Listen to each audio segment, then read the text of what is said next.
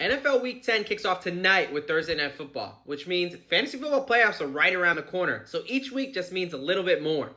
And you got to know which guys to trust and which players you probably want to fade based on their injury situation. What's up, guys? SGPN Football Doc here, and today we're going over the biggest fantasy football injuries heading into Week 10. We got a lot, so let's get started. Starting with tonight, we got a couple Bears that are not going to be on the field. We got quarterback Justin Fields dealing with a dislocated thumb. Some limited practices came back at the end of last week. Thought there was a chance, but it looks like he's not going to go. I think there's a good chance he does return next week. I'm even more hopeful for running back Khalil Herbert. They kind of tricked us a little bit with some full practices, but it's a short week, really just estimations, just walkthroughs. So Herbert's not going to go tonight, but I expect him to be back next week. But with him out tonight, look for Deonta Foreman, a little revenge game there against Carolina.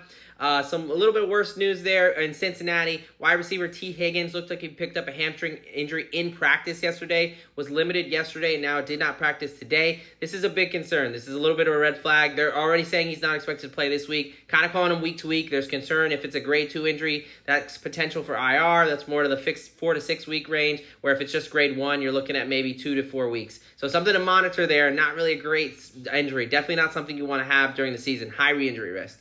Better news for Cincinnati. Wide receiver Jamar Chase. Looks like MRI showed no structural damage. Just looks like it's a back contusion, which is essentially a bruise. I do expect him to play Sunday. I think that injury is going to get better and better. He's going to be able to move around more as the week goes on. All right, heading out to Arizona. Kyler Murray coming back from the ACL. Looks like he's going to get his first start against Atlanta. He's been practicing fully for about 2 weeks. I actually like him as a waiver wire pickup in a pinch start there. All right, heading over to Detroit. We got Lions running back David Montgomery coming back from a rib injury. Full practices so far. I think he's good to go. Favorable matchup against the Chargers. If you have him, I would start him.